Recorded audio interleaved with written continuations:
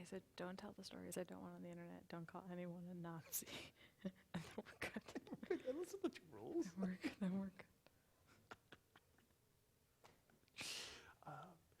It'll be a lot of people from the community. Mm-hmm. And so there's a good knowledge of campaigns, but like Cool. a lot of volunteers. Yeah, I mean, because my knowledge of Kansas politics isn't great.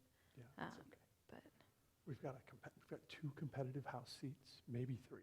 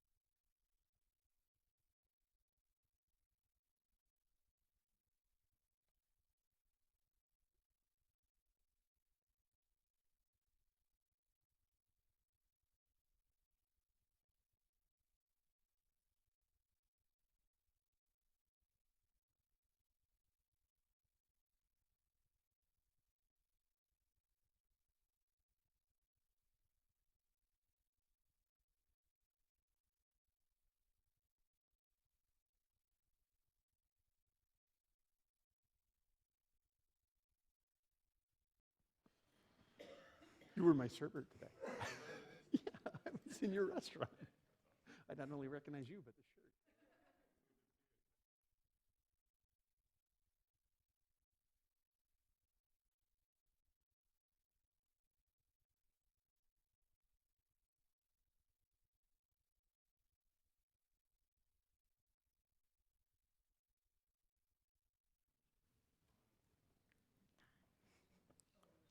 Hey, everybody. I'm going to adjust my microphone and get us started. I hope everyone had a good week. It's good to see a lot of returning faces to this week. I'm super excited. We have a wonderful guest joining us today. Lilly Gold is here from Mothership Strategies. Let's all give her a warm welcome. Applause. hi. Our topic is discussing email fundraising, the fundraising revolution, and she has promised to tell me why each and every individual of you gets an email asking for $1. That's not true. But I'm going to give a little background on Lilly, and we'll get started. As always, we keep this fairly informal. For those of you who've been to this before, we encourage questions. We do ask that you wait for the microphone to get to you so that everyone who may be watching online or watching later can hear. The only other piece is that we are trying to keep this non-partisan, because I hear some chuckles. So we're going to try to really focus on the strategies and tactics around campaigns and how candidates use those to win as opposed to other topics. But Lilly, welcome to Lawrence. Thanks for having me. This is your first time in Kansas? It is my first time in Kansas, and I've been having a great time so far. Welcome, that's great. Lilly is currently the Director of Strategic Operations at Mothership Strategies, which is a very impressive title. Thank you. You've got more than 100 employees? We just signed our 100th employee today. So Congratulations. thank you. I was hoping for a ball drop or something.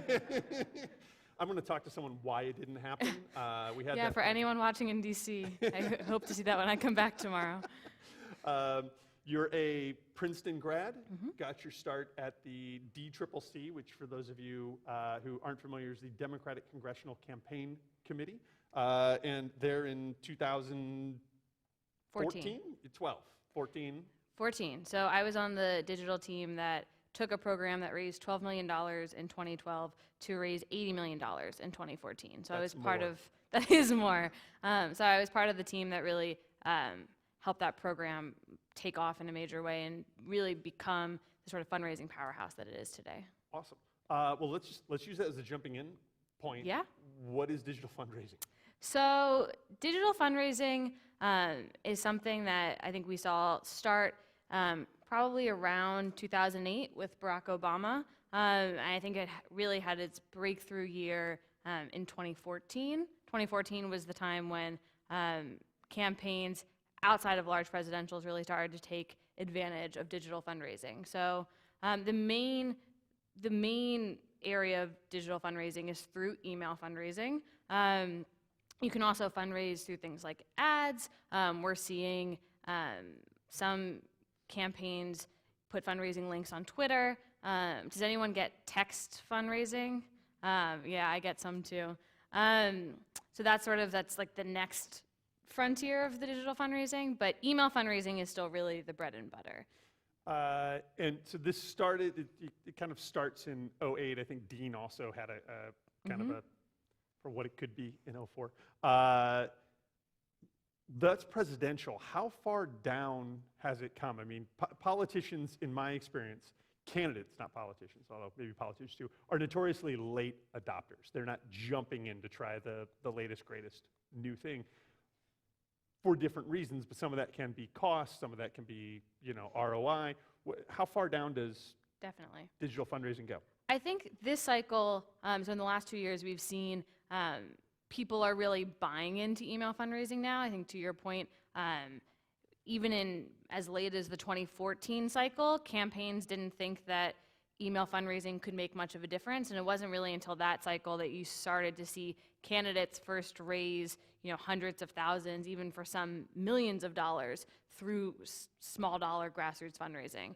And now I think it is more mainstream. It's something that candidates include as part of their sort of campaign strategy now is email fundraising. I think to your point, where we're seeing people kind of start to catch up are actually the people who are already elected, members, recognizing that maybe they need this as part of their campaign strategy. But for an upstart candidate, this year we're seeing primaries, especially on the Democratic side, but on the Republican side too, really explode in terms of some of these races, had 6, 7, 8 serious candidates running in the primaries, and all of those candidates had email fundraising programs. So and that's primarily the U.S. House?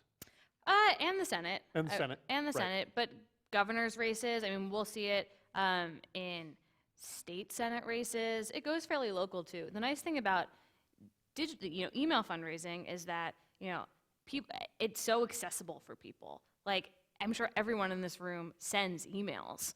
Like, it's something that is just of the when you look at things like direct mail or media and ads, those things are a lot harder to produce and make than sending an email. So we're seeing a lot of upstart campaigns using email fundraising, even if it's just to email their personal contacts list or the list of their volunteers. So on a very basic level, email fundraising is something that a lot more campaigns are doing now. It is something I think the next step is in recognizing how to do it well, and what you've some races and candidates even on the federal level that are making $1,000, $2,000, $3,000 online, and then you have others that are making millions and millions of dollars online. And it's about recognizing that those results can exist out there and sort of how to do that, how to get them. So how do you, that's a great question. And if we're giving away the secret sauce for mothership strategies, I apologize, but how do you differentiate yourself from being the $1,000, $2,000, $3,000 level to the hundreds of thousands, if not millions. And I'm going to write down what you say so I can use it for the future. Well, it's interesting that at Mothership, we like to say that doing email fundraising well is about getting 1,000 small details right. It's hard to do. And it has a lot to do with because more campaigns now are using email fundraising, it's so much harder to have your content break through what's out there. Today, we're at the end of September now, we're heading into October, into November, and all of our inboxes are going to be exhausted by the time we get to Election Day. And so it's a lot harder to sort of break through what's out there. There are a lot more, in the same way that a lot more campaigns are utilizing email fundraising now, there are a lot more email fundraising agencies and firms out there now. And each firm sort of has its own different approach to email fundraising, and partly because I kind of think of digital fundraising as like the wild, wild west of fundraising. Like the rules are still kind of unclear, and like the strategies are still a little amorphous, and like come talk to me again in 20 years. I'm sure like there will be a much greater consensus on how to do this well, but for now we're still very much at the beginning of something, which for me is really exciting, and for us at Mothership is really exciting because it means that we get to innovate and try new things and try and figure out what that best path forward is.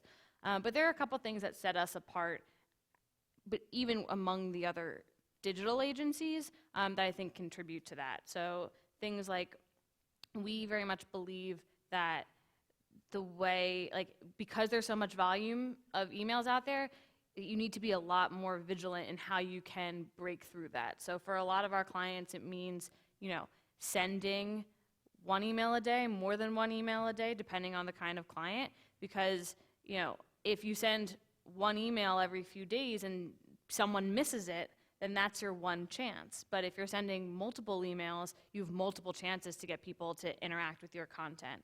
I mean, things like strong senders and subject lines to make something stand out in your inbox. Like, even if over time what constitutes a strong sender and subject line has changed, it's still so important that you need to get people in the door of what you're sending. Yeah. Even things like when you send emails, that's something that we'll test and track to see when is there a lull in people's inboxes where we can send. So interesting. We've been known to, because I'm on every list under the sun, and not even just political. I make it a point to get on like every shopping, health, like home improvement lists. I get on new lists every day, and part of it is just because the next tactic or strategy that could work for political emails can come from anywhere. I have to imagine your inbox is just overwhelmed. I have a lot of filters set up. Not as many as some of my colleagues who look at my inbox and are like, I don't know how you can do that, but I have a lot of filters set up. And it is something where, like, if we see a heavy stream of emails, we may flag to each other, like, let's hold off for 20 minutes. Let's wait until something calms down and then send. So even just little things like that all contribute to getting all of these details right in the right way that can really make a difference in terms of your bottom line. So you mentioned getting details right in the right way, and I think of, having been in fundraising myself, people have ideas and thoughts of how it should be, right? You shouldn't call someone 12 times to ask them for money, even though they're not picking up the first 11. People who ask me about the emails, a refrain that I think we've mentioned here before is, you are not your donor, right? And that my behavior and how I react to a message or an email is not how they will react. So I have heard a lot of, candidates should just be sending the long, thought out, here's my policy, here's why you should vote for me kind of message, as opposed to an emotional kind of appeal.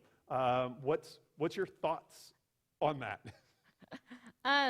It's something that, before I was the director of strategic operations, I was the head of our electoral campaigns team in 2016. And so one of my jobs was to sort of be the on-call person for, I think by the end of the election, we had 23 electoral campaigns where, like, all of the managers had my number, and like I was the person that would get the calls that says, like, hey, we're seeing some things in our campaign inbox, or like, hey, someone just came to a rally and like told me that they're like, one of my favorites was that one time a finance director called me, and he said, someone just came up to me at a rally and said that they got 9 emails from us yesterday. Is that possible? And I said, I was like, you realize that you approve all the emails we send, and so I didn't send you 9 emails yesterday. It's a question I get a lot from across the spectrum of people, and it has a lot to do with, one push and pull is that your email fundraising is not your online messaging tool. Like, it is a fundraising tool, and if your bottom line is to raise money, then you need to focus on the things that are going to raise that money for you. It's something like all the time where, especially when email fundraising programs do well, it's really easy to come back and say, oh, well, we want to be able to message on this, or like, we just did this, can we get an email out on it? And it's hard, you're really dealing with the same sort of pool of people who are taking action online, and it's about how do you speak to those people, like, through whatever microphone you're speaking through, and a lot of times that's not necessarily the things that are resonating when you're going to town halls or debates, or even using in your mailer or your ads. So it is a very interesting push and pull. I think where we really stand is that we're looking at that bottom line.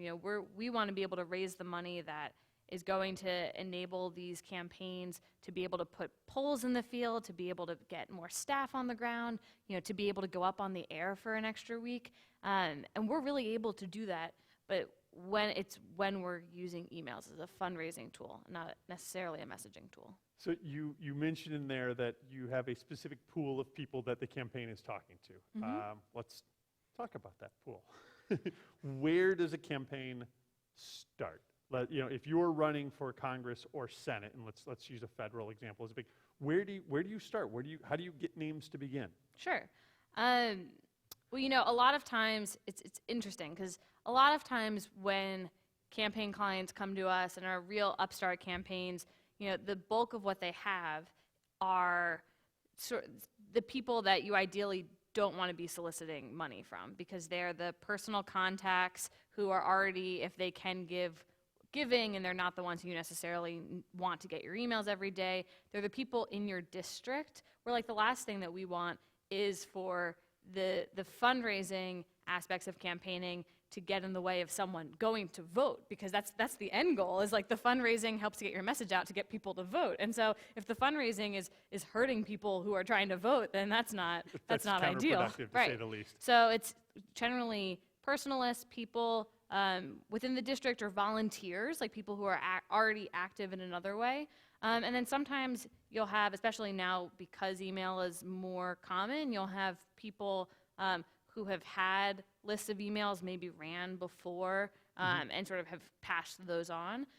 So it's sort of a mishmash of people, for lack of a better word. But that's a good way to start, because you can start sending somewhere, and then eventually when you build on that, you can send to those people less. Okay. So that way it's like, it's something that you do to start, but then, over time there are ways of expanding that list. We really look, the number we really care about is the active list. So that's the people who are opening and clicking and donating to your emails. A lot of times, we'll hear about members of Congress or in the Senate sort of on the floor comparing list sizes, which I think is really funny that, like, that's what they'd be talking about sort of in between votes, but it definitely happens. And I think that sort of the size of someone's list in total can be misleading, because someone could have 2 million people on their list, but if only 25,000 people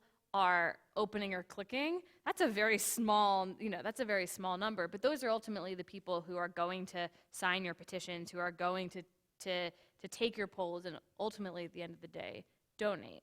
So one way to really zero in on those people is through what we call joint action petition. So that's a petition that is organized sort of in one central place, either by a campaign or an agency on behalf of a campaign, where if something is really resonant, we'll send a joint petition where you'll get 25, 30, 40 people to sign on to it. And then when you sign that petition, at the end of it, there is a swap on the end of it where then you get put on someone else's list, with the thought being that, like, take something like protecting Social Security. So if you're on one list and you care enough about protecting Social Security to sign on to a joint petition, the thought is that when you get on the next list that's also talking about this issue, that that you could be activated by that list too.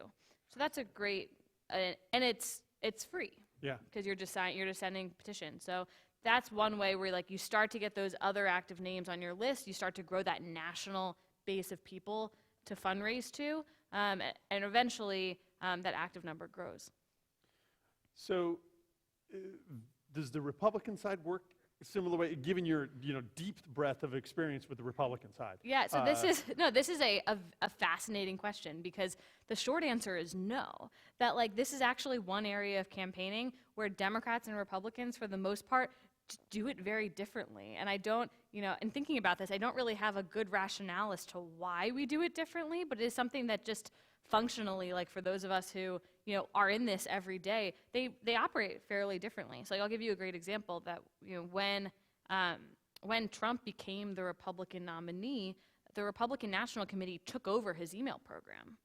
So, like, they did that, which is, like, not something that the Democrats do, Yeah, because the Democrats will build out an operation in-house. Another key difference is you'll see a lot of Republicans, rather than cultivating that list of emails that we were just talking about, will rent lists of emails and will just email to those lists to raise money, but not have a list of emails on their own. So it's just something very, like, functionally we do different, and I think it has probably a lot to do with the fact that Democrats rely on that grassroots fundraising now more than generally Republican candidates do. And so for Democrats, being able to build out a robust operation around that is really important to their overall fundraising numbers. So how do most of the campaigns, like, who writes this? Does the campaign send ideas? Does the email fundraiser, digital fundraiser, come up with the ideas? Like, Yeah. How does that work? And how do you figure out, like, this is good, this is bad, we're going to talk about Social Security, we're not talking about Kavanaugh? Like, Yeah. I'm just pulling ideas out of thin air there. It's really different for each campaign and client, and that is, like, a very true answer. Like, we have some clients who are very active and will send ideas of, like, things that they want to message on. Like, lovingly, we have clients who are in Congress who sometimes will forward emails that they get from their fellow members and we'll get those, and it'll be like, oh, I really liked this, which is always very funny to see, like what our clients are responding to in their inboxes. I think it's very funny. But then we have clients who, part of being a consultant is you develop those trusting relationships with clients, a lot of which is based on being able to convey some of that data of what we see. So, like, there are sort of a core list of issues, topics, strategies that are sort of what we now think of as sort of like the mainstay things that at any given time when you send it, it will perform solidly, and you sort of compare things against that. And the other part of sending, again, multiple emails per day is you get to really keep a pulse on what people are responding to online.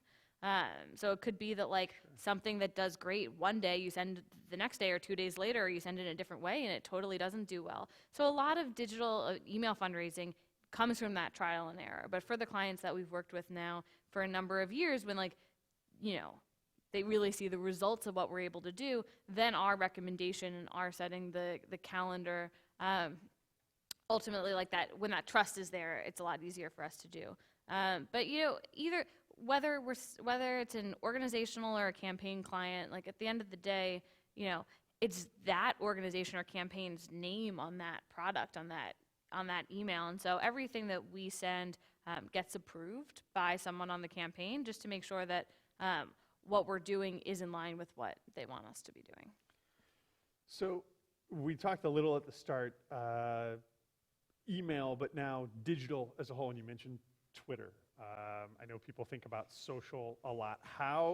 Is there any fundraising with Twitter, with Facebook, other social? Does it tie back to email? Like, how is that all interconnected, or is it not? You know, I'm a believer that if you're like throwing a fundraising link on your Twitter and it takes you, a minute, 2 minutes to do, and you like that's just and even if you get like $200 from that, that's like $200 for 2 minutes of your time. So you should definitely do it.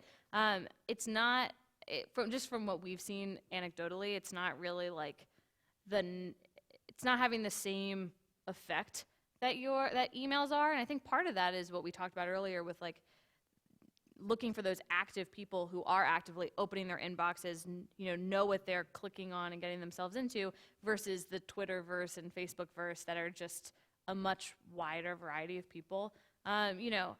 Advertising on Facebook is definitely something that we've seen perform and does perform for clients, both in a list acquisition sense, but also in a fundraising sense.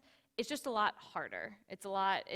It's still much newer, and I think what we're finding, especially on the candidate side, but also on the organizational side a little bit, is that name ID plays a lot more of a role there. That like when you have someone, going on Facebook or going on Twitter, like specifically looking to look for someone like Beto O'Rourke, for example. I've heard of him. Yeah, kind of an up and comer, but I heard he's handsome. We are being recorded. Can't comment on that officially on the record. But a lot of the traffic you see on Facebook and Twitter is more like drive-by traffic. And so if they're going to seek someone like Beto out and they're looking to donate, then that does a lot better versus someone who is less name ID where they just get less drive-by traffic. Sure. But email fundraising is really, you're talking to the audience that is being receptive and responsive to email fundraising. So like, my dad, for instance, is in his mid-60s, and he said to me a few months ago, and it's really stuck with me, that he's like, I travel a lot for work, so I can't go out, I can't march, I can't, be as involved, but I give $10 every month to the like 6 to 8 people that I give it to. What's your dad's name? And I feel like I've made a difference that day. Like, that is the great thing about digital, is that like more on ActBlue, which is a democratic online money processor, over half of the donations from ActBlue now are coming through on mobile phones. And the average, the age of the average donor is in their mid-60s. It's my father, and so a lot of people get into digital or want to get into digital because they think it's really a young person's field, and it really is not. Digital has revolutionized campaigning because when you have people who are sitting at home wanting to get involved in some way, but don't know where to go volunteer, how to volunteer, don't have the time to, digital fundraising is what, in the palm of their hand, someone can get involved and make a difference. And I think one of the best things about the work that we do is you really see for these individual campaigns and organizations just the impact that a strong digital fundraising program can make on those organizations. Like, we work with a couple organizations that are running their first ads for candidates ever because of the money they were able to raise online. And that's just so cool. Yeah, to see you empower it. In full disclosure, I should point out that Mothership Strategies does the fundraising for my firm, the National Democratic Training Committee. And so when you talk about that, what we've been able to accomplish has been a direct result of the work you have done. So there's a complete conflict of interest up here. I apologize for not disclosing that before. All right, so that's email. That's how did you get the email. You mentioned like the Facebook advertising. That's expensive to acquire those names. What does it cost to get a name, and how long does it take to make that money back? Yeah, no, it's a great question. It really depends, which is not a great answer, but it really does depend. It's something that for clients who come to us, a lot of times we'll recommend that they start with a relatively smaller budget to just ensure that kind of path, that kind of advertising and acquisition works for them. But, we see, like, unfortunately, if you start with, like, you can put up, $100, $200 worth of ads on Facebook. Unfortunately, like, it's not enough money to scale it to really understand what's working. And without that knowledge of what's working, you can't really, it ends up just not, like, the names that you get don't necessarily come onto your list and pay off in the way that you would want them to. The one thing I will say is that, it's funny, just because when talking about, like, how did I get on this list, is the question that I get from, like, all my aunts and uncles when I go home for Thanksgiving. So it's a question I'm very used to, but I will say that, a robust acquisition strategy, like, we're talking about those active names, right? Like, the more active that you can zone in on, the better, which is especially great if you are emailing them in an active way. Because then what you see is if you bring a name onto your list, but you don't email that name for a couple days, a week, a month, that name becomes inactive by the nature of the fact that you aren't giving them the chance to click on something or to sign something. Right. So a robust acquisition program really does go hand in hand with a robust fundraising program, which makes the cost of it a little easier to justify, and especially if it's something that you do regularly and often and invest and reinvest in. But it is something that, like, it takes a lot of expertise to do well. So something where, if you want to just invest a small bit in Facebook to see if it works, it's not really, like, keep it as a low stakes commitment as you can. But if you are working and running a robust fundraising program, doing that kind of acquisition can really help your program take off. So who does this? What's kind of the best email fundraising, digital fundraising you've seen someone do? Do you have, like, a favorite story of, like, this one worked really well, I love this one? If I don't say Mothership Strategies, I don't know if I Yeah, can go home. I don't know if you can go home if you do that. All right, fair. I mean, that's a tough question. I think it depends a lot on the metric of, what well means. Because there are programs out there that, are breaking records in terms of, like, how much a congressional race can raise online. Like, we saw that this cycle and just even in the last 2 years with the number of special elections that have happened. Like, there's been so much momentum around the John Ossoffs and the Doug Jones and the Connor Lambs, where they've really been those races have really been the only game in town.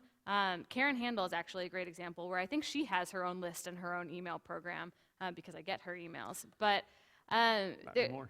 no, I still get her emails. But it's something that, like, there was so much momentum around those races, and they were really, like, the thing that people were talking about, the thing if you turned on MSNBC or CNN or Fox News that they were talking about, that there was a lot of fundraising potential in those programs. So by that metric, I would say those. But then you have programs like the Beddoes, where because their name ID is higher, or even, Gabby Giffords and her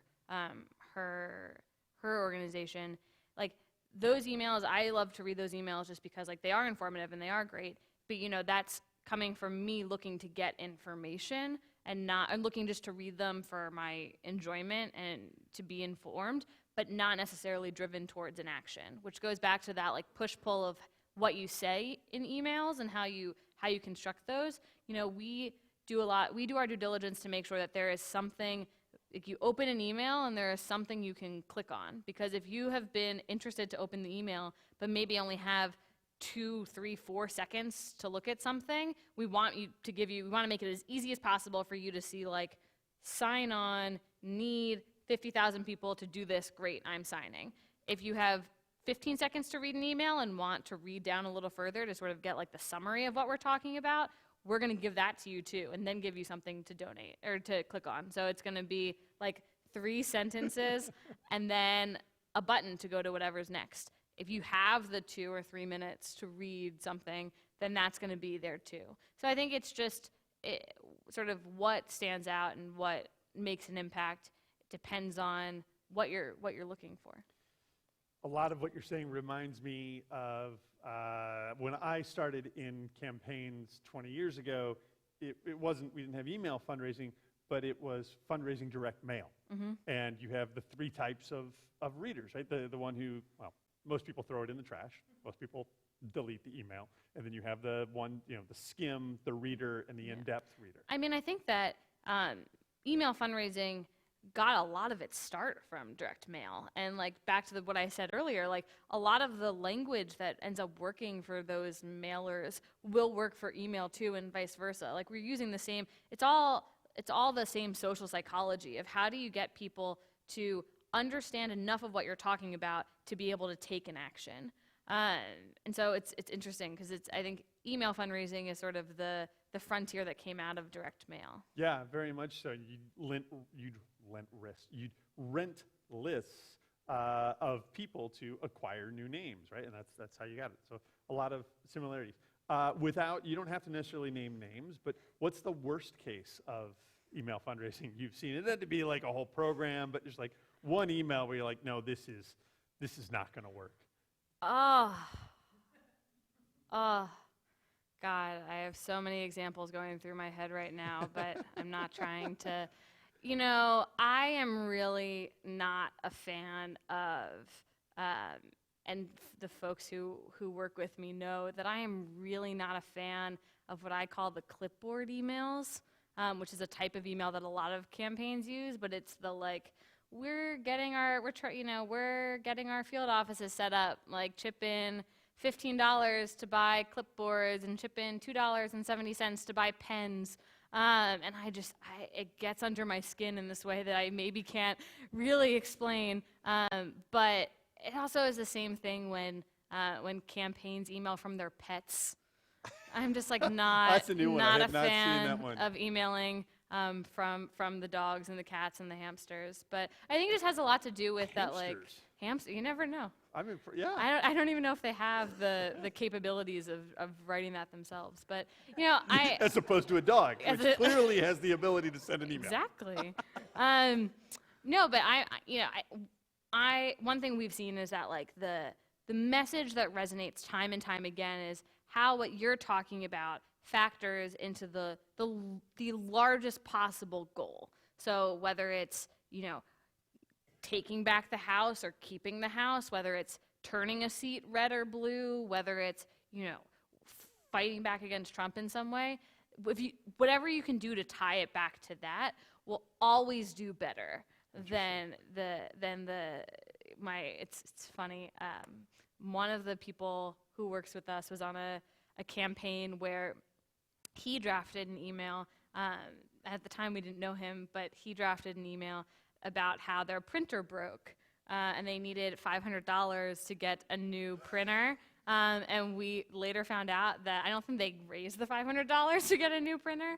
But as I was walking in here, I got a message from my team that says, our printer is from my team at work that says, our printer is actually out of toner. Like, get the fundraising email ready. Gets under my skin every time. Especially you have people who show up with toner at the office. I will like, say, here, I've solved your problem. I will say I have written, there have been 3 times where I've written poems for emails. I almost want to make you, ask you to recite them. Oh my God. I can't believe it. The only thing I remember is one of them was, it started like, wake up, don't sleep the day away, like, get out of bed, it's election day. And so I've written poems 3 times, and all 3 times they've been rejected. No. Even when the clients have asked for poems, they've been rejected. So I'm known as a digital strategist, failed poet. I wish I had known that. I could have introduced you that way at the start here. It did remind me, I did receive an email from a campaign that will remain nameless, and it got me to open it, but that a few days ago was National Pet Dogs in Politics Day.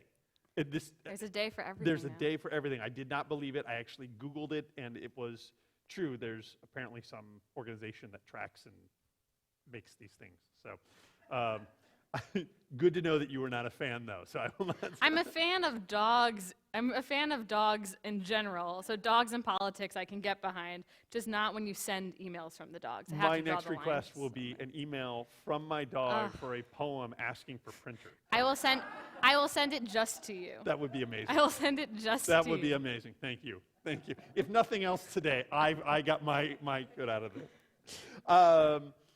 So let's switch gears a little here and talk more about you. All right. How did you get started in politics? How do you go from school to this?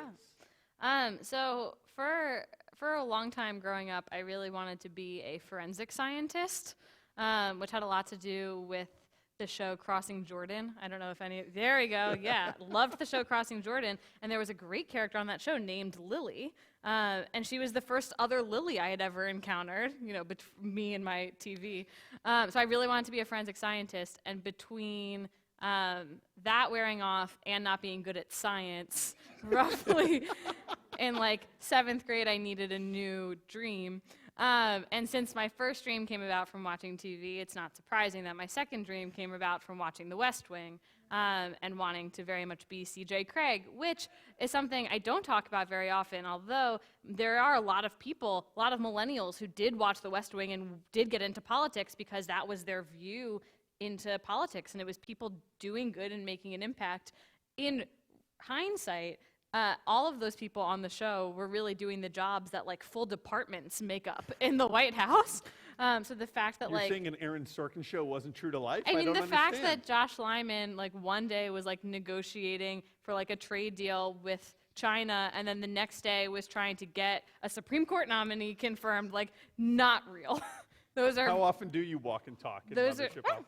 how often Same do I thing walk happened and last talk? week. I walk and more the like walking and texting or messaging, not as much walking and talking. All right, But so you have aspirations to be C.J. Craig. yeah, so I thought that, I think in retrospect, the fact that she, what really drew me to that kind of role in the communications side of things was I really like the idea that, we are a representative democracy as a country. And I really like the idea that communications could sort of be this mirror going both ways, where it held the voters, it held us accountable for knowing what was going on in our country, to be able to go to vote and make informed decisions about who we're voting for. As you can, these were very aspirational at my 7th grade self, but also held our representatives accountable for having to explain their actions. Like, their actions couldn't happen in a bubble. It couldn't be that there was always a chance that we could vote them out. And so I say that I sort of got lucky 3 times in politics. So I was a senior. I had no idea how to get my foot in the door in politics, and I applied on a whim for an internship with the Democratic Congressional Campaign Committee, and I applied for communications and politics because those were the 2 things I thought I knew what they were. I'm very grateful to my now friend Claire, who at the time was on the digital team, and took my resume out of comms and said, you could be really good at digital. You have a strong writing background, and you need that to be able to write.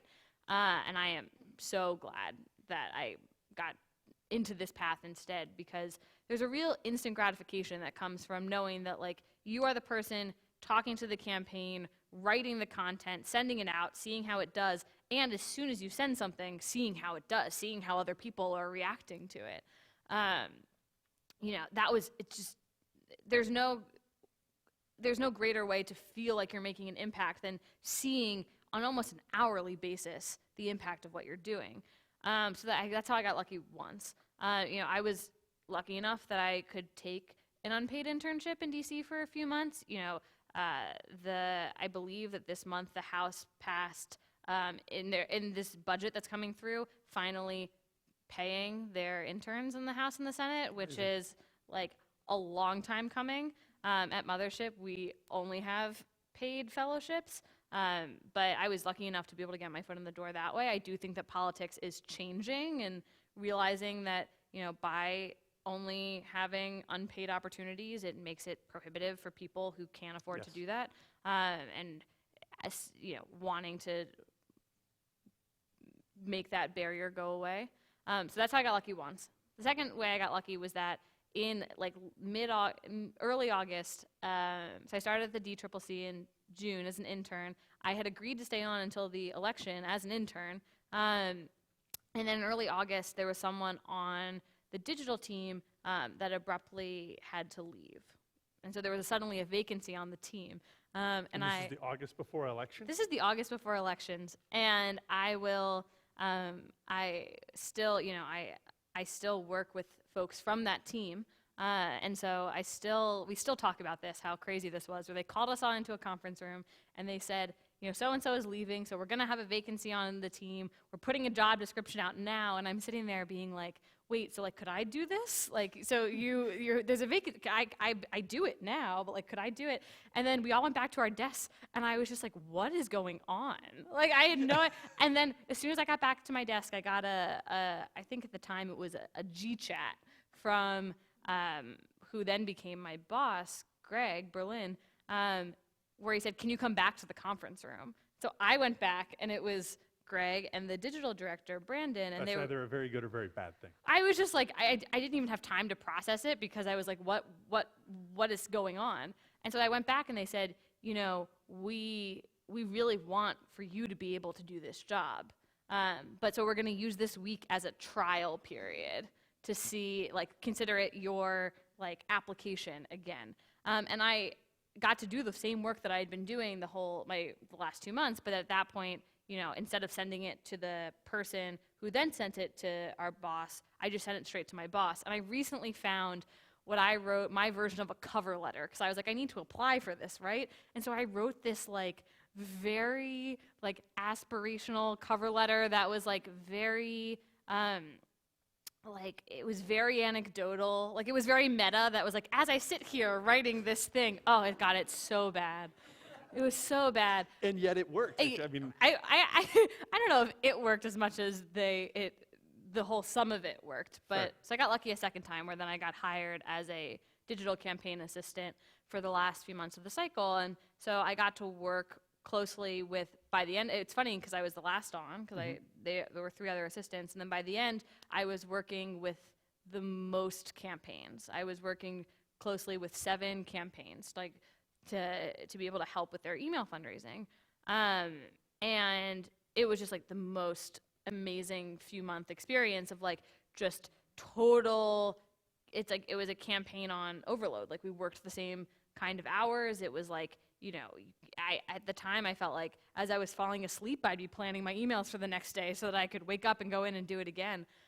Which, like, to be able to do that when I was 22 was great. I'm not looking to go back to that, but it was a great, just like, could not have had a more like on the ground immersive experience early on in my career.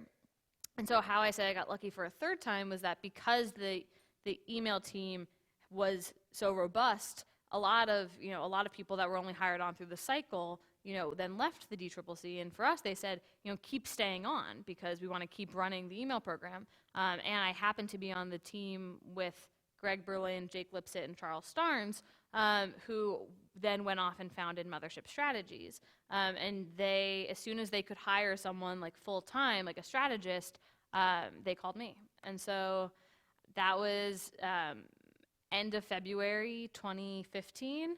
And then, so I was, you know, there's some contention about like who gets like the real first employee title, because we had a couple of interns, then we had an independent contractor, but I like to stake my flag, and as the one who's talking, I can stake my flag to say that there's no one going to argue. I was, you know, I was number one, and I've been able to grow in my skills as Mothership has been able to grow. And so it's funny because there's the joke that when you run a startup that you get t-shirts before you get people. And the thing I did on my first day was fold the t-shirts to send out to our clients.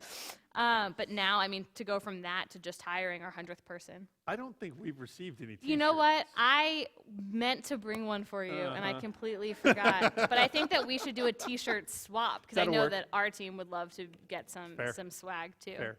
So I've been very lucky, but it comes from a lot of hard work and really thriving in this space that is still so Like there's no digital playbook. Like we say we're rewriting the digital playbook for our clients, but that has a lot to do with the fact that it's still unwritten, as Natasha Bedingfield would say. Nice. All right, so I have a few more questions, but I want to kind of open this up and hear from you all. So I know we have a question here, and Alex will bring you a microphone. This afternoon, I saw a call for donations on Facebook that, to me, looked horrifically fake, which caused me to think, how do I know that an email is real? How do I know that a Facebook call is real? Fake as in not going to a legitimate organization? Yes. Yeah, I mean, there are some ways that you can, it's definitely a good question. There are some ways that you can tell. If it's something like an email, at the bottom of an email, if you scroll to the bottom, there is a footer that has the information about who the email was paid for by and has things like an address to follow up with. And so if you are ever unsure, being able just to Google that and make sure that those two things are syncing up. The same with something really, like anything you click on will ultimately redirect you somewhere else. And unless there's explicit information that, you know, if you have your payment information saved by clicking on this, you are donating, which has to be very explicit, you're able to Google and sort of just make sure there's an about us, make sure that there's an address to follow up with. The other thing you can do is you can, especially if it's political, you can Google and make sure that they file with the FEC as a way of checking into legitimacy. If you saw this on Facebook, right? So Facebook has some new verification standards for political advertising, right? And so, you know, Facebook, Google, they are, you know, as vigilant as we are about innovating new content, they are being equally as vigilant with their filters and with just those verification techniques to ensure that what you are seeing is legitimate. But it is definitely a good thing to be aware of and cognizant of. I mean, another thing which applies to Facebook as much as it does email is that, you know, checking to make sure that there are no, like that it's error-free, checking to make sure that when you hover over a link that it goes to a URL that looks like a URL. Those are all good safety techniques.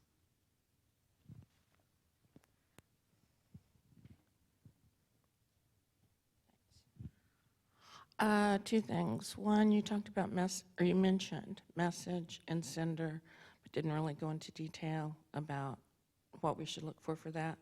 And second, are you going to bring this down to the local level? Because I'm more interested in how to use this technique, like for school board, city commission, county commission type elections.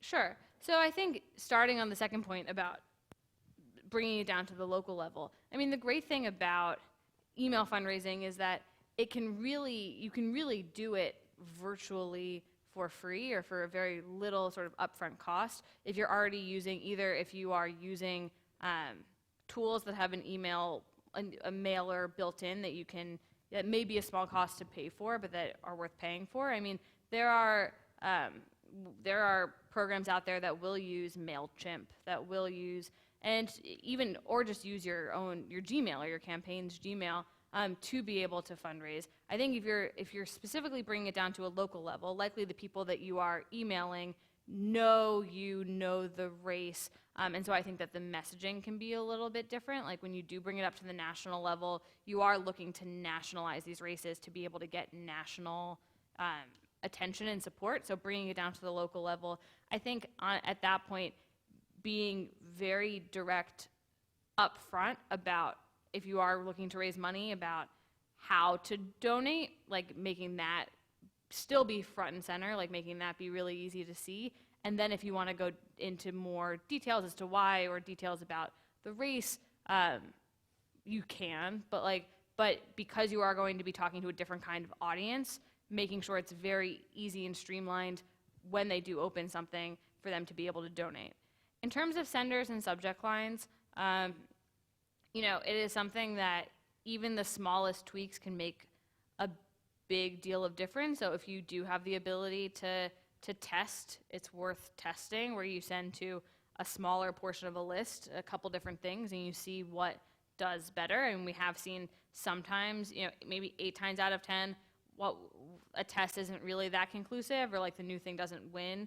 But then for those 1 or 2 times where the new thing does win, that is really great, and great data for us to have. I would say like one thing to think about is making sure that your sender and subject line make sense together. I'm sure I was gonna say you'd be surprised, but I'm sure folks in here wouldn't be surprised the number of emails you get where, it is either coming from a person and then the subject line doesn't sound like it's coming from a person, or the subject line is about, it's like sign on, and then it doesn't say anything or the sender's like sign on, and the subject line doesn't say anything about what you're being asked to sign on to. So even just those gut checks of making sure that your sender and subject line are congruent and make sense together, that's what I've seen is like being able to make the biggest difference even without the ability to test. With all the attention toward personal privacy, how does sending those emails and collecting so much data from them change? That is a great question, and something that you're right on in the sense that, by clicking through things and by donating, and it does put more of your personal information out there online. I will say that like one thing we do is that we take a lot of care in making sure that the personal information that we then have access to is locked up as tight as we can keep it, in terms of like we have 2-step authentication on a lot of our things. We we have security measures where if we are interacting with people's personal information, that we are sending it either that it's password protected or we're sending a password separately, because it is a very real something to be aware of, that the internet privacy, I think that goes back to what I said earlier about digital still kind of being the Wild West of, I think this is something where in the next few years, we will have to continue to think about how we can keep people's information safe. I will say that like you are correct that when you sign or you donate, you are sharing your personal information, and it is something that we do our best to put the security measures in place to keep that secure. It's not something where we don't take that lightly at all. I know that organizations like Act Blue, the people who are actually processing the information that you enter into those fields, obviously have steps and encryption and a lot of security measures around that. This is kind of the crux of the question that I forgot to follow back up with. You sign a petition for Beto O'Rourke, right? I support Beto O'Rourke. I signed the petition. Maybe I give a few dollars. What can that campaign do with my email address? Legally. Well, like you mentioned, especially if you're donating, likely on the Democratic side, your information is likely being processed by Act Blue, and part of the reason that Act Blue has been able to grow at the rate that they have is through the degree of security that they put around keeping people's personal information private, and also the degree of customer service that they have, where if you do end up making a donation accidentally, that they will refund that donation almost immediately. Yeah. Their customer service is just really unparalleled. When you do sign a petition, like I said earlier, you become that campaign, like your email becomes that campaign's email, and what that campaign does with that really does vary from campaign to campaign. It is something that like I said, we take a lot of care in making sure that for the email addresses and personal information that we have access to on our various lists, that if we do end up in a situation like what I talked about earlier with a joint action, that then by signing that petition, your email goes into a pool of emails where then you'll end up on, 1 or 2 of the other lists that you your name gets swapped in that way. So it would be fair to say that while it is up to the individual campaigns to make decisions about what they do with their email the email addresses of their supporters, there's no federal law preventing them sharing those email addresses with other candidates. Legally it gets tricky. Okay. Like no is the short answer. Because there's value. Yeah, in some states, especially with stricter campaign laws, that can be viewed as a contribution, which, depending state by state, can be more regulated, especially if you're running on the state level. But it is something where, any email campaign that you get added to, you can always unsubscribe. Yeah. And it's something where, like, it used to be talking about how, like, email has evolved. It used to be back in the day that we made it as hard as we could for you to unsubscribe. Like, it was something where, you almost had to have, like, infrared to see how to unsubscribe. And now we take the complete opposite approach, where, if you are added to one of our lists, you get added, you get an intro email sort of letting you know that you've been added to that list, and we put a blurb on top that says, like, you are added to this person's list who is doing this. If you don't want to be on this list, click here. And it goes back to that, the list hygiene and the list health, where we don't, Google especially, and their filtering has gotten a lot more sophisticated, where, like, if you're sending emails that have such a low open rate compared to the number of people that, like, the number of times it's going through people's inboxes, it'll get marked as spam. And so it's something that we would rather send to you. We would rather you get off the list than become an inactive person on the list. Right. And so we now make it as plain as we can for people to unsubscribe. Nice. I'm interested in these lists that people purchase, and are there companies, I presume, that do this, assemble these lists for prospective sales to campaigns and go and pitch their list and then sell them at whatever another can negotiate, or do they just ask Alexa to provide a list? How does it work?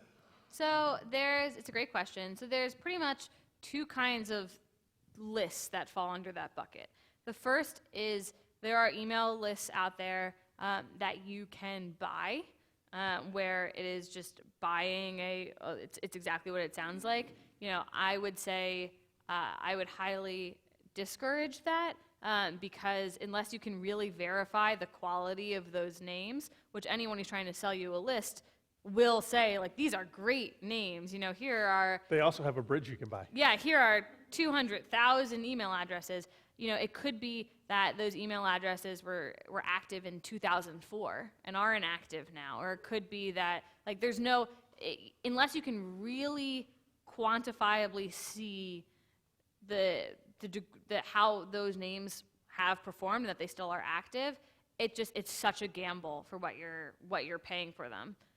The other thing you can do is rent a list, which is something where you send, there are a lot of sort of online progressive magazines or even candidates now who may have run and developed a really strong list who then rent out their lists where the campaign, or you generate the content and then it goes out to that list. And it is, if you do open or click or go through that, then that is like, then you become part of the list that rented the list.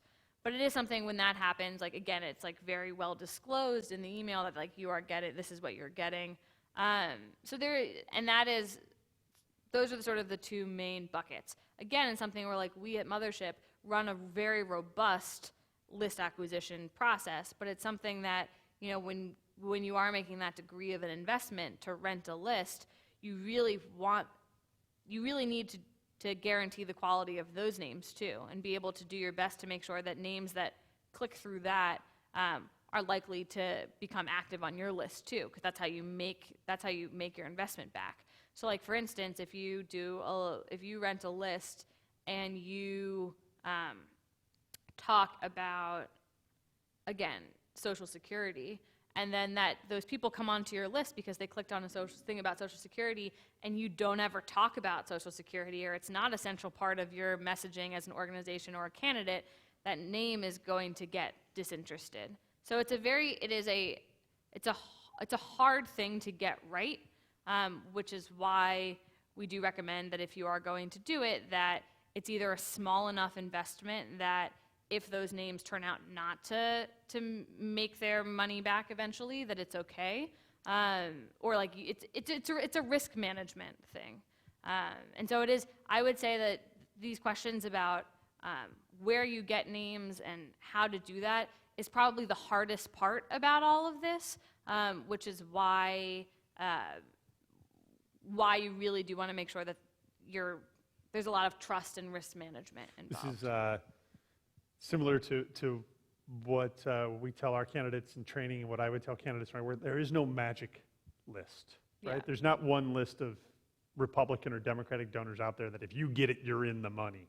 You've got to slog through, and that can be really tough, especially at the local level, to figure out a message that matters to the people who are going to read this. I think there were analytics and everything and algorithms. You can presumably now figure out who's going to vote for well, how they're going to vote, let's say.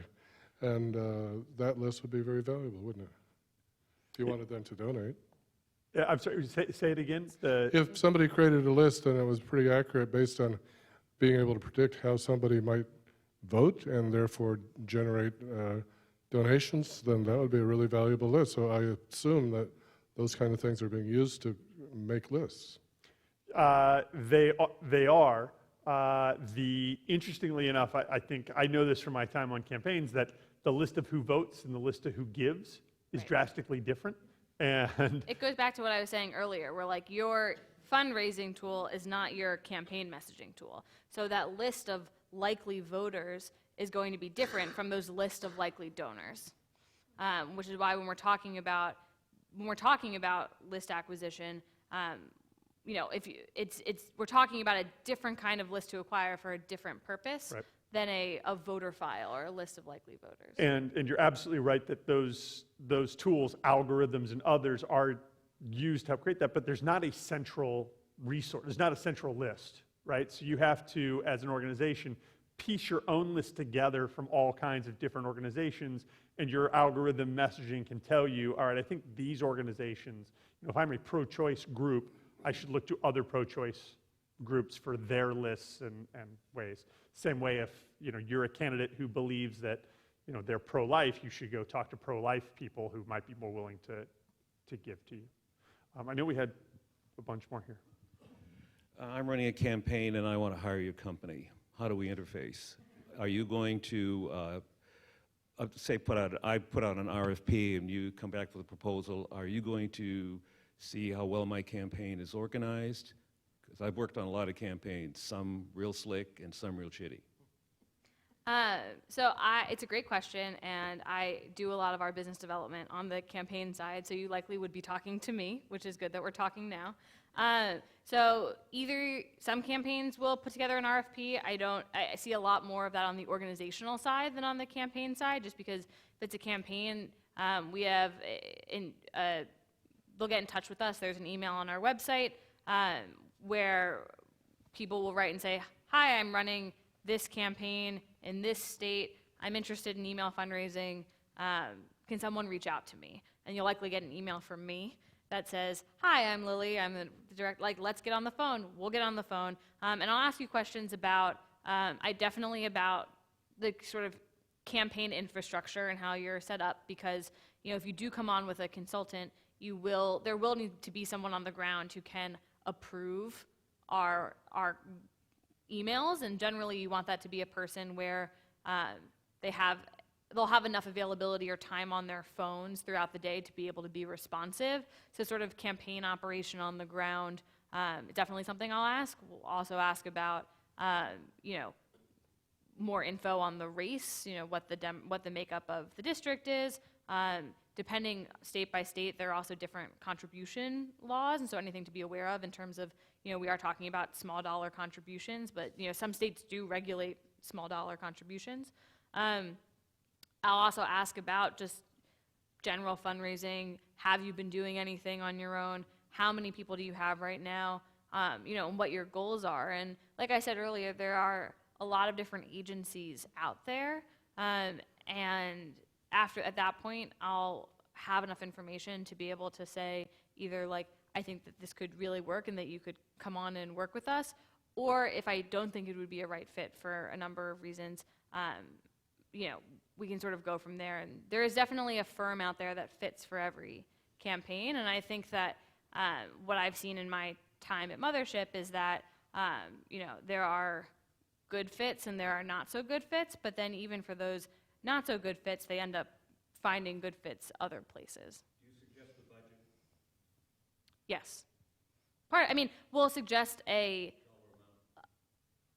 what do you mean? Well, I'm running a congressional campaign. I need 40 million, 30 million, 50 million.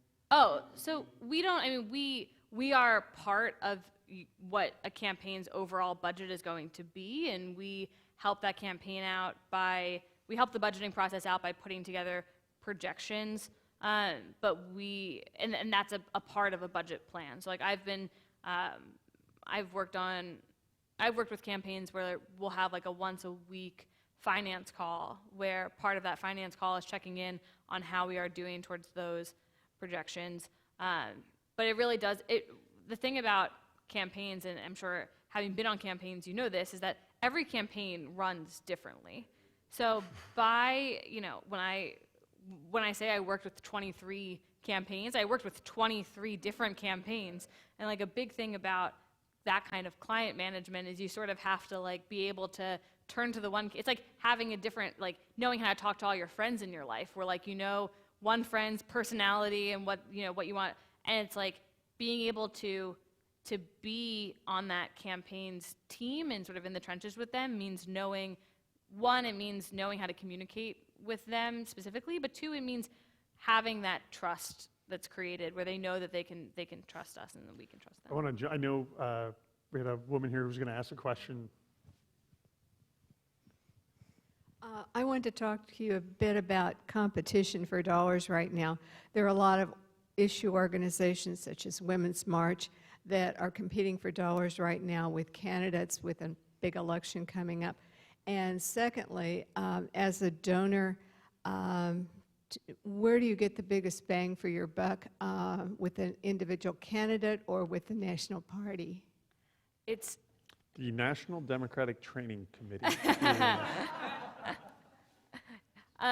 no, it's a great question. And, you know, one of Jake Lipsett, who is one of our partners, said to me once, you know, he got his start working with campaigns, and he said, you know, there was really no feeling for me like working directly with a campaign, raising money directly for a campaign, and seeing the impact that what I'm able to do can do for that campaign.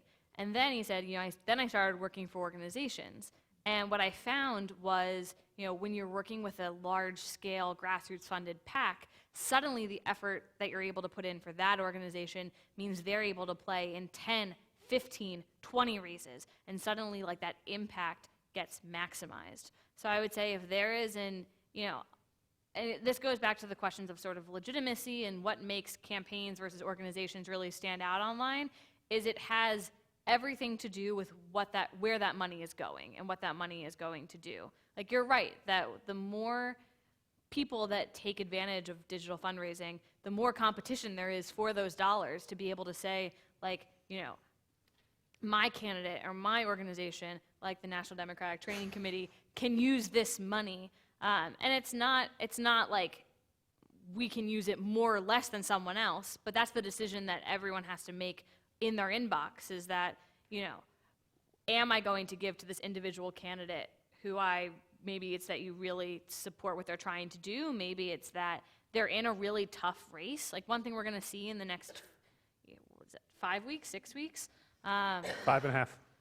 But who's counting? Is that, you know, spending is really going to start to ramp up on both sides. So people both on the Democratic side and on the Republican side are going to start to invest a lot of money in the races that are going to end up being the most competitive and really down to the wire. And so it could be that, like, your $5 or $10 in that race can ultimately help that race stay up on TV. You know, I live in Washington, D.C., so the Virginia 10 election, which has been a very much on the bubble for the last few cycles, you know, you can't watch anything now without seeing ads for Wexton, then Comstock, then Wexton, then Comstock, but it's what you have to do at this point is about getting your message out there. So is your $5, $10 going to do more going to that individual candidate, or is it going to do more going to an organization that either is going to spend that money on things like ads, so maybe it is a candidate, or sorry, maybe it is an issue that like you really do care deeply about. Like if if getting dark money out of politics and getting corporations out of politics is your #1 issue, then there are organizations that you can donate to that will do that. Then there are other organizations like the Women's March that are more less political and more issue-based that are also doing great things that are just not election-specific maybe, but you're still going to hear from those organizations come December and January and February as they continue to do their great organizing work. So it's a tough question, but I think it has a lot to do with like would you sending say your money where it's going to do the most in these last 5.5 weeks. right? Yeah, and it's what is most important to you, what do you care about the most, which is tough to answer. One more thing. I love the idea of Emily's List, for example, but I'm never sure, and I don't know this year, but about the money coming back to Kansas candidates. They don't see us as so integral. Maybe this year a little bit more, but they don't just overlook us. Organizations have to prioritize how to maximize their goals. And yeah, I can't comment on how and where Emily's List spends their money. But when you give to an organization like Emily's List, to a certain extent, you're trusting them to do A, what they say they do, and B, do it in the most strategic, effective means possible. And that comes down to the reputation and trust of the organization with you. Yeah, and also to that point, Emily's List, for example, is in an electorate, or like they focus on getting folks elected who are female pro-choice candidates, Democratic candidates, for the most part, and by donating to Emily's List, you're not donating to a specific Emily's List endorsed candidate, you're donating to that mission.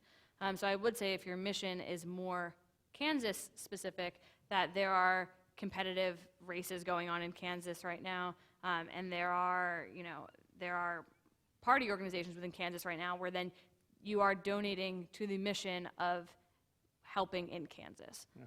There are 2 women endorsed by Emily's List in Kansas, Laura Kelly and Shara Davis. But are they sending money to? Yeah, huge. Sharice won the primary due to Emily's money. And like I said, you're going to see in the next few weeks that a lot of money is going to flow into these races, and the organizations like Emily's List or the big national committees are going to put their money behind the races where hopefully that money can do the most good in the last few weeks. We have other questions. We're coming up on time here, so I want to make certain we got everything. So I know more is generally better, but at what point do you reach kind of diminishing returns? Like how many emails are too many emails? And then also kind of related, did I understand you right that you said earlier sometimes you don't want to fundraise within your own district because you want to deter people, you don't want to deter from voting? I think that when you're talking to your district, when you're talking to the people who are actually voting for you, that is when things like messaging count a lot more. So like especially leading up to election day, we'll generally send, volunteer emails or things like that in district, because we want to make sure that if you're getting set up to vote, that in these last few weeks before the election, you are thinking about voting, you are making a plan to vote. Like that's what it's all about. It's more that like the balance of when you're starting, if those are primarily the people you start with, also when you're starting, you're not going to send to those people. You're not sending as much, just because it's earlier in the cycle. And to your point about diminishing returns, There is no magic number of like this many is too many. I think that the answer is actually a lot simpler, which is to look at how they do. And you know, if there are people out there who believe that sending fewer emails is better because there is just sort of less fatigue from the people on those lists. There are people out there who believe, you know, regardless of how emails do, just keep sending, just keep sending. We really try and stay in that space of we want to be able to maximize the potential of the people on the active folks on the list. So if we're, you know, if things are doing well, that's an opportunity for us. We know that people are responding to what we're sending, so that's an opportunity to send more. If we get to a point where it plateaus or where we start to see content dip off, then we know that we've reached that point. But especially as we get closer to, you know, election day, a lot of we talked earlier about projections, you know, a lot of, we project that a lot of the money we're going to raise is going to come in the next few weeks. And so anything we can do to get that money to campaigns, like there's a point where they can just use every dollar that they can get their hands on. And we try and do as much to get ahead of that by raising money earlier in the year, because early money is what can really help campaigns, especially folks in primaries, really build out the infrastructure and start to get the name ID and the field staff out there to really build a strong campaign that can see them through to election day. But a lot of the money that we are going to raise is going to come in the next 5.5 weeks. So anything that we can do to be able to just get that last dollar off the table for our clients so that they can go and use it and hopefully try and, you know, win seats, win in districts, flip a couple of these seats, you know, we will do that in the next few weeks. All right, so we're coming to our close here, but part of the reason we're doing that the Dole Institute asked me to put this together was the relevance of the 2018 midterms. So if you weren't already in the hot seat, it's about to get a little hotter. Mm-hmm. I asked the question last week. I'm not telling you their answers or how they may or may not have dodged the question. Predictions for U.S. House and U.S. Senate races come November in 41 days. Mm-hmm. What happens in the U.S. House? We are being recorded, and these will be played back to you. It's funny, back in 2014, I think, my colleagues and I did, I think what we called the jar of truth, where we all put our predictions in a jar, and then we were going to see who got the closest, and they were going to get some prize. I think we were so tired before Election Day, and then just so tired after Election Day. I don't know if we ever. You don't know who won I don't know if we ever truth? dipped into the jar of truth. I think that everyone involved would probably say that they won, except for me, because I know I lost. So I know I'm not going to be very good at this. But you know, I think that even though the Democrats have less of a gap to bridge to take the Senate back, I mean, the House is just going to always be so unpredictable by the nature of the fact that every single person is up for re-election. Mm-hmm. So that's an opportunity for over 400 seats in theory to flip. Like I'm not that naive anymore. That's a bold prediction.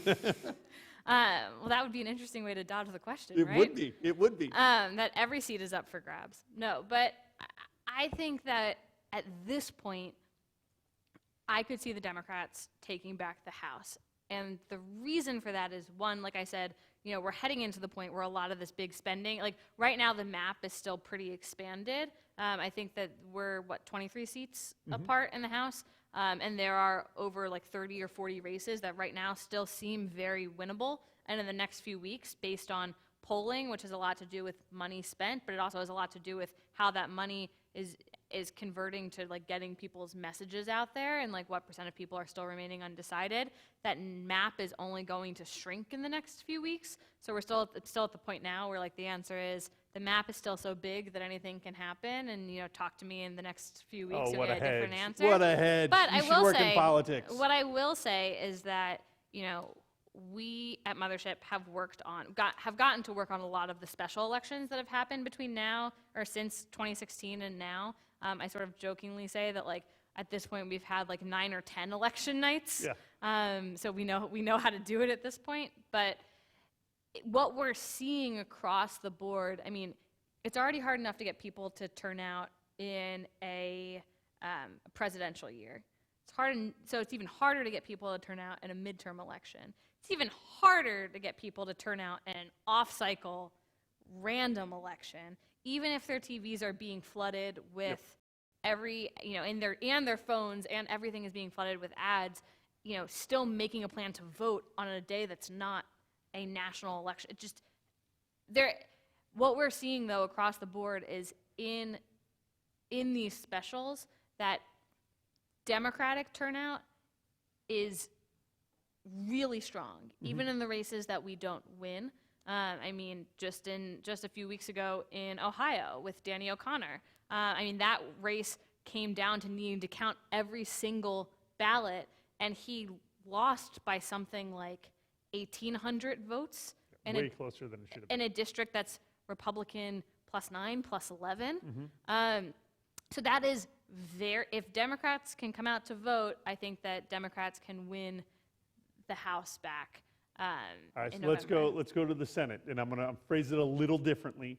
Do Republicans hold, make gains, or lose seats? That's really it's all crystal balling. So Yeah, that's yeah, the nice. it's okay. That's kind of the fun of I this. would say that's the nice thing is that whatever I say is just based on a guess, right? Yeah, like a lot can happen between now and then. What do you think your gut right now? What happens in the Senate? I'd say Republicans probably hold, and I say that because there are a lot of Democratic senators up this time. So I think that for the gains that we can make as Democrats, there are also like just a number of Democratic senators who. Lots of incumbents Yeah. playing defense this year. Yeah, I mean, I'm from Pennsylvania, and so Bob Casey is up. But they're just based on the nature of the cycle. I think Republicans will generally hold the Senate, but I am holding out hope for Beto in Texas. I think Nice. that I have a cousin who lives in Texas, and we're texting about it. Nice. He's doing what he can. Well, thank you very much for Yeah, coming out. thank you guys for having Appreciate me. it. And truly, for your really thoughtful questions. I mean, you really were asking about the things that a lot of our clients ask us about, and so this has been such That's a fair point. There's a probably joy. a lot of people in here who get your email. A couple of quick announcements, as always, for the students here who are not part of the Student Advisory Board. You should really consider being part of the Student Advisory Board. It is an awesome opportunity to not only do cool things, to meet some cool people and put up with others like me. The other is next week we're going to be talking about the ways that we can communicate with voters, whether that's texting or social, door to door. How do you communicate with those people directly? And we have two fantastic women who are going to be here, Danielle Winterhalter from Speakeasy Political and Valerie Martin from Silversmith Oh, that's Strategies. awesome. Yeah, Val's great. And they're going to bring a lot of expertise and their stories. So I hope you'll join us for that. Tell your friends, have some of the brownies. Thanks for coming.